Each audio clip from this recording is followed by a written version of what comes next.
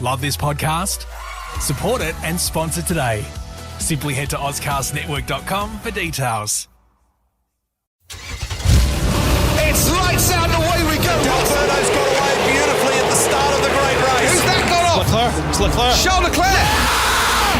Welcome to Negative Camber, the motorsport show, brought to you by ProKarts Race Centre.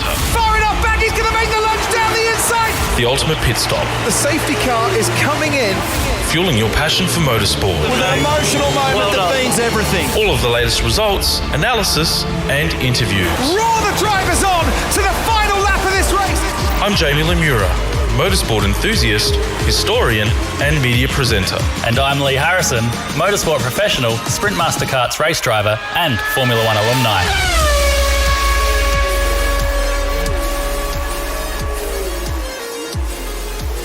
Welcome back to Negative Camber, the motorsport show. We are in the Matstone Racing transporter here with Jack Le Brocq, another special guest of ours. Jack, welcome to the show.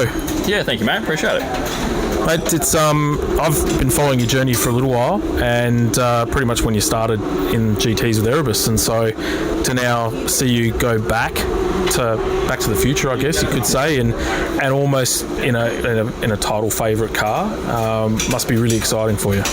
Yeah, for sure. I think it's awesome. My Baz and Betty Daniel gave me that opportunity back in 2013, 14, 15.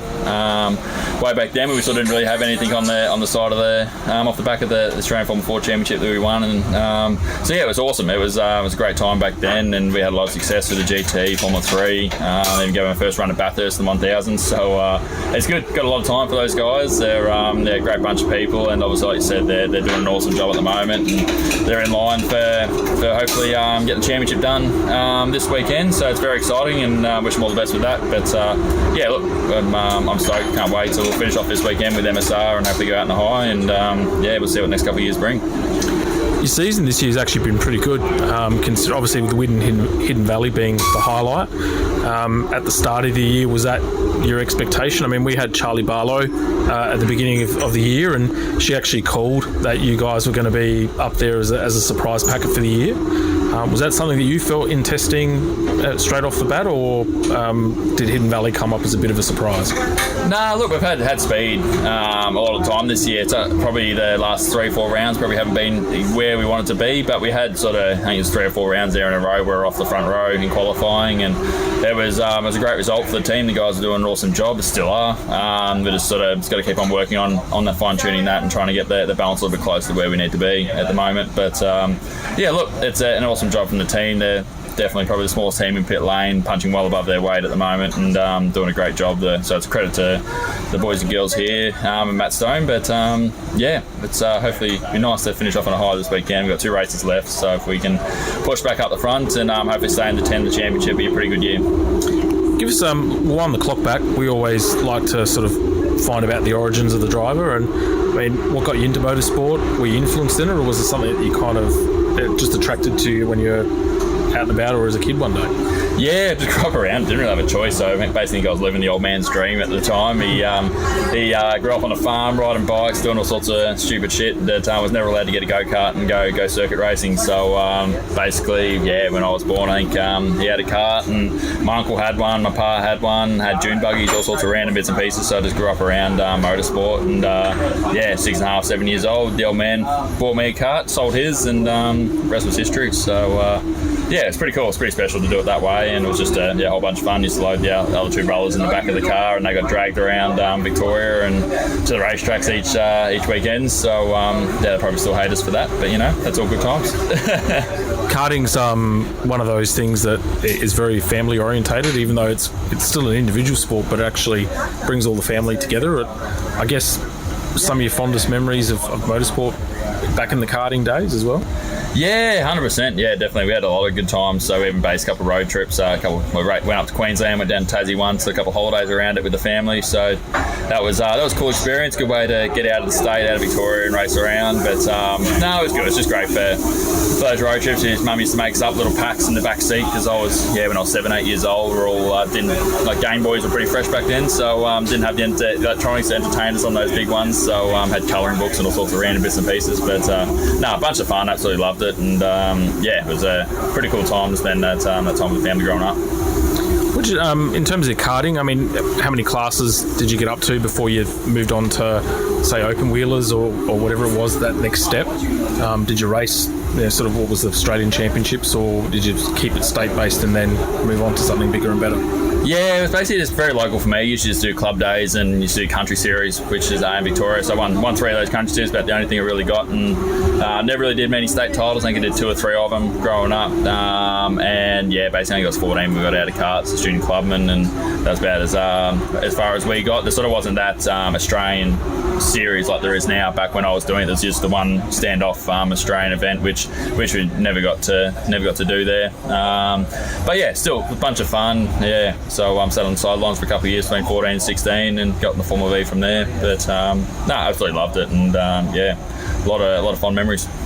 How'd you find Formula V? I mean, it doesn't have the profile that it would have done back in the day. Like, these days you have to really sort of troll through some publications to find anything about it. But, I mean, was it similar to Formula Ford or a little bit different? No, it's very similar in the way, like, still an open wheeler, and Formula Ford just had a bit more grunt, or twice the amount of grunt, probably a bit more, really. But still moved around in a very similar way. So Formula V was good for that. Like, it was low budget.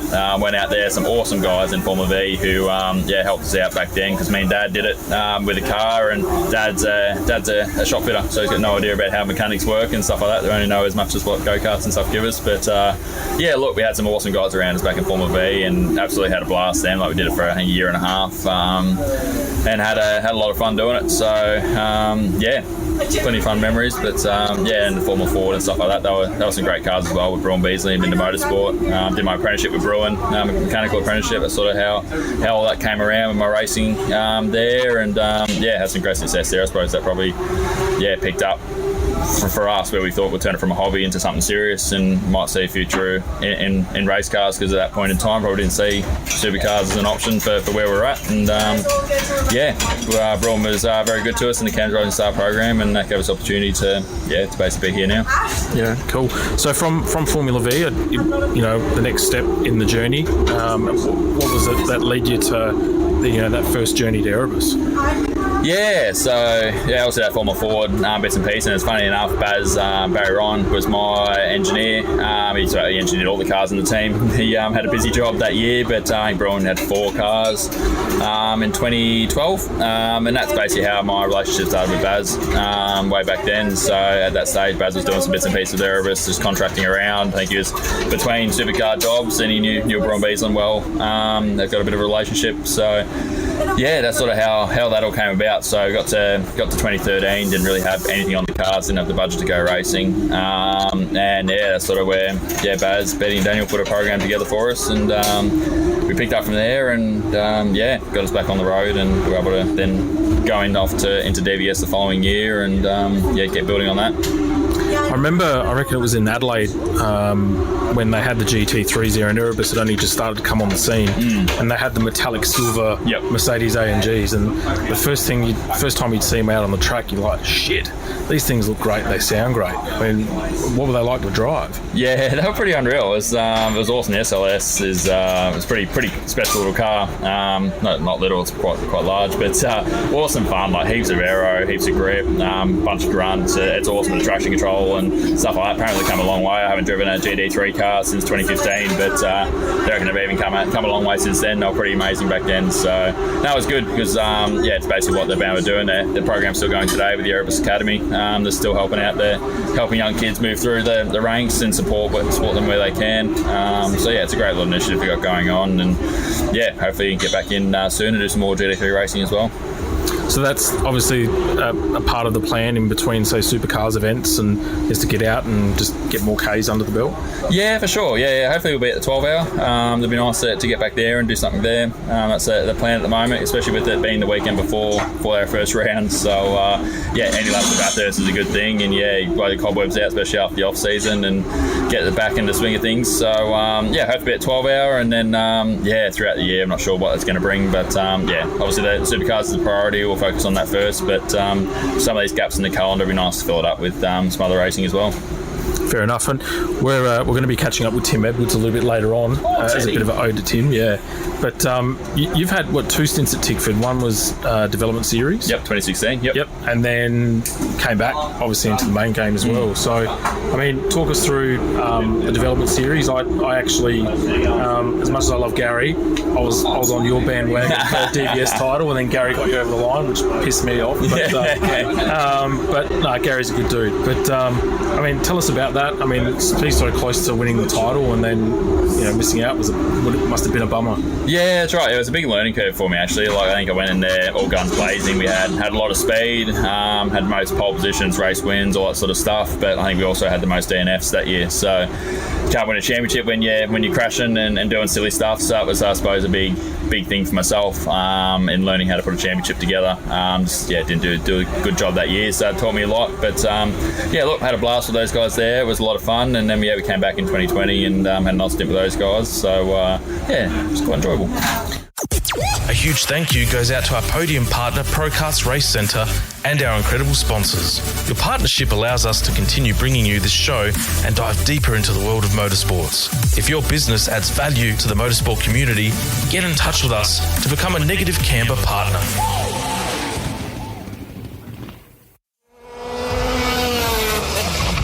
Get ready to ignite your racing passion at Procast Race Centre, your ultimate destination for motorsport excellence. Our track isn't just a playground, it's a classroom where 25 years of racing knowledge come to life. Imagine having a team of seasoned experts guiding you from the rookie to the pro. Our driver coaching services aren't just about finding those elusive extra tenths on the track, they're about moulding winners. With hands-on guidance, racing line tips, and data analysis, you'll not only experience the thrill of speed, but the satisfaction of victory.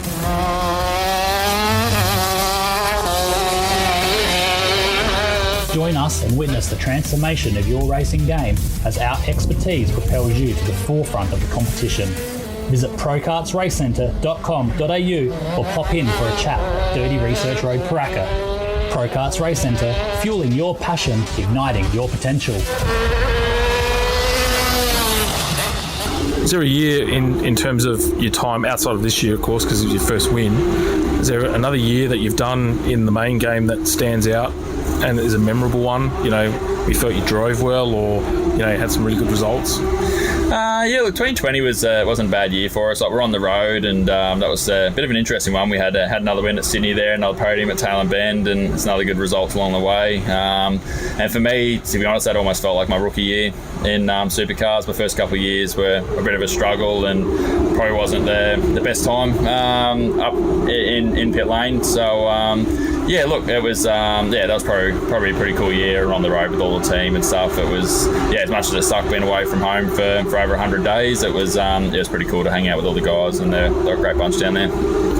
You tend to forget about the 2020 season a bit with with the lockdowns and being stuck at Sydney Motorsport Park for God knows how long. But I mean, Lee's a bit of a sim nerd, so tell us about E-Series. I mean, what was that like? What was that all about? Yeah, the E-Series was a bit of fun, actually. It was good to start with. Dragged on a little bit at the end there by the time we got to round 10, and you should see the lack of intensity drop from all of you. That's right. Yeah, a few beers and wine started falling in there, so don't condone our drink driving habits.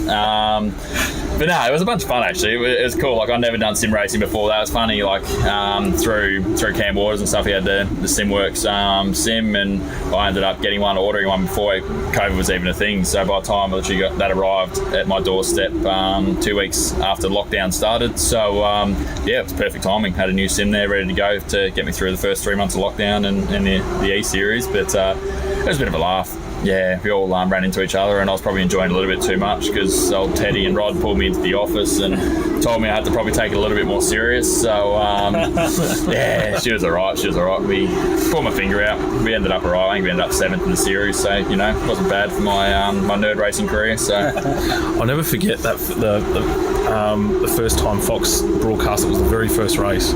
And we're sort of turning on the TV and no one knows what what we're about to watch. And then the shit just went everywhere. Everyone's knocking each other out. Cars are flying in the air everywhere. And I'll never forget the reviews the next day, because, you rely on Speed Cafe to get the good shit. it was unreal. Everyone loved it. Yeah. And it was just it was something different, but I think it gave everyone something to laugh at, but also enjoy, and then marvel at the graphics at the same time too, because a lot of people wouldn't have been familiar with iRacing and what it does. Yeah, it's pretty cool actually how you can pin that all together. Like, everyone was from all over Australia, and it was pretty cool. They were able to tune in. It was funny. I actually missed the very first race of the E-Series because my internet dropped out as it was sort of loading into the page, and don't know why. Thanks NBN. Had a great time with that. But with that, it was a reverse grid. So I started off pole for the next race, the second race of the night, and ended up winning it. So it wasn't all bad. Maybe I unplugged my internet on purpose, I don't know, but it was an interesting old time. Plenty of laughs were had, and a few of the boys took it pretty seriously, so it's a bit of fun. Did you keep the equipment, or did you get rid of it? Nah, still got it. Yeah, still got it all at home. I actually probably started using it a lot more this year again. Didn't use it a whole lot after that, but yeah, I actually probably use it more of a tool. I suppose I've understood the benefits of actually doing it. I think it's quite a good thing, and getting the muscle memory and the brain working, and it's a bunch of fun, and there's a lot of similarities between driving the sim and what these cars can do. You just obviously don't get the car moving around underneath you, but the rest of it's all similar in a way, so it's it's a bunch of fun as well. I noticed it because I had the opportunity to play with Lee Sim. I think it was Christmas last year, and first time I'd ever been on something like that. But and I'm very much more the feel, like you said, feel what the car's doing out on the road. Yep. I found it really weird to try, like, in terms of how much brake pressure you got to apply, the feel of the steering wheel and stuff like that. And Lee's saying, actually, no, that's more or less what real life feels like. And it's then you start to understand when you hear the commentators talking about, pressure on the brake and the load and what it equates to, and then you start to understand and appreciate it. Yeah, no, 100%. Yeah, I think like a lot of that stuff, like all the brake pressure and all that sort of stuff, is all very similar. So yeah, it's there are cool things, like they're as similar as you can get it, but it's very different as well, because you got to learn what the steering wheel does. Like, you get the feedback back to the steering wheel more so than what you do in the car, kind of thing. So once you learn that and work it all out, they're pretty cool little gadgets. We'll fast forward to season 23, and we'll talk about that wonderful word parody, because everyone seems to have been talking about it. It's the buzzword of the year. What was your take on it, if you have one, and do you feel with all those changes that are going to be hopefully implemented to level the playing field out, does that feel that impacts you now going into next year, or don't know. They're going to go to the wind tunnel. The guys will sort it out over there, and I'm sure they'll come up with something, and we'll see how it all plays out. But nonetheless, I'm sure they'll get it right. Yeah. No, fair call. Adelaide 500 this weekend. In terms of your preparation for the race, is there anything specific that you do in the build up to it? It's at the end of the year, so you've had a full season's racing under your legs. But from a physical, mental standpoint? Nothing really changes. Yeah, just keep doing the same bits and pieces. Hydration is usually a big thing, especially for this place. It's always pretty physical and pretty warm in the cars. I thought we were going to be a little bit cooler this year, the way the weather's going, which is nice. Not going to complain about that.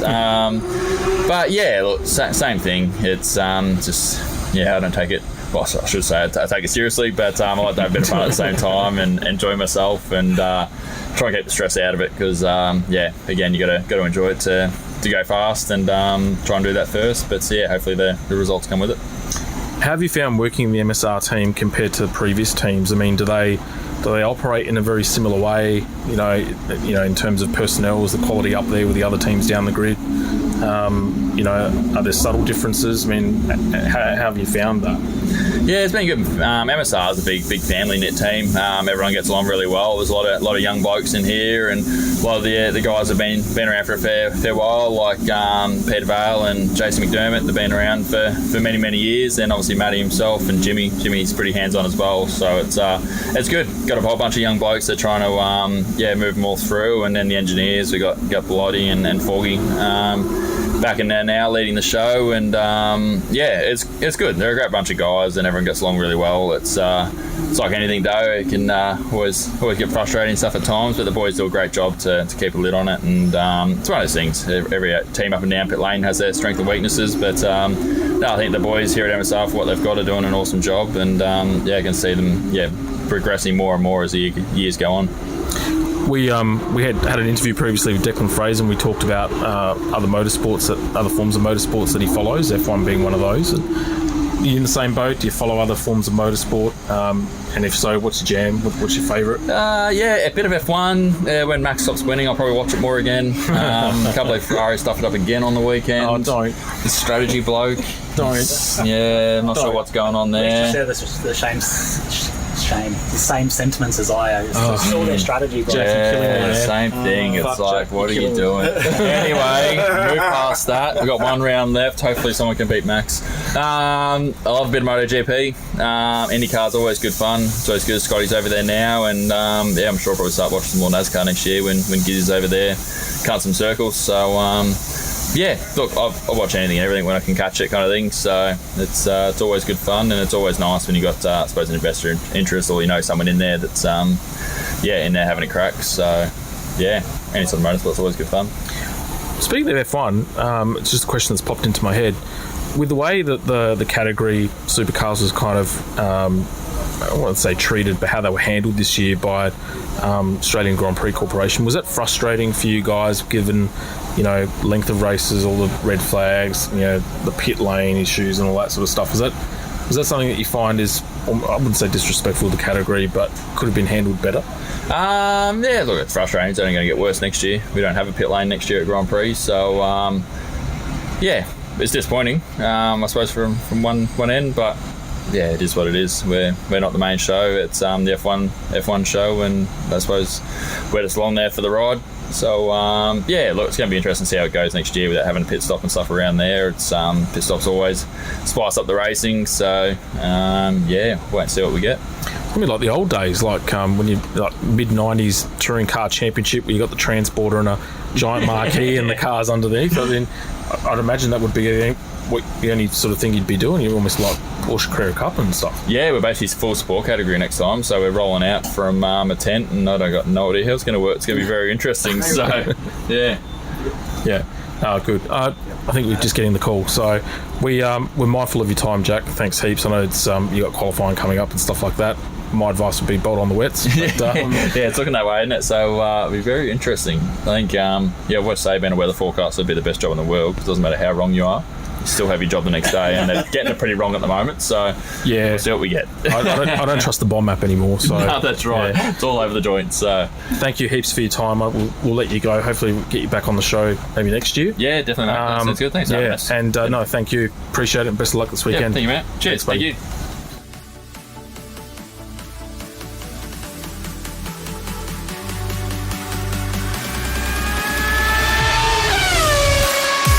You've reached the checkered flag of another episode of Negative Camber the Motorsport Show, proudly brought to you by ProKarts Race Centre.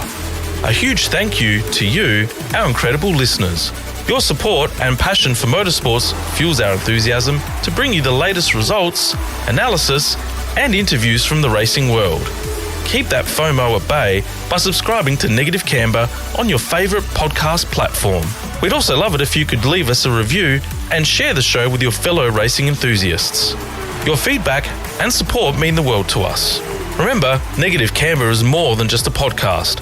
We're a community of dedicated fans who live and breathe motorsports.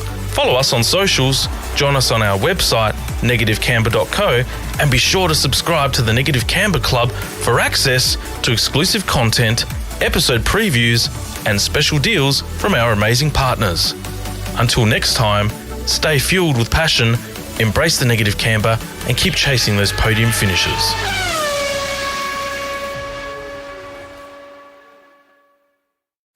Love this podcast? Support it and sponsor today.